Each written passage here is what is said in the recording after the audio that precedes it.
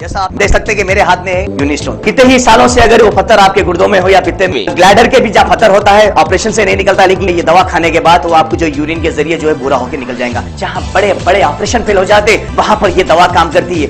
गुर्दे और पित्ते की पथरी ये प्रोडक्ट से गल जाती है, फिर दोबारा पथरी फॉर्म होने नहीं देती और इसमें कोई साइड इफेक्ट भी नहीं है। मेरे को पित्ते में कैंकर आ गया था, मैडम दवा दी और मैं अच्छी हो गई। Contact 9703939436 R&S Unani Pharmacy.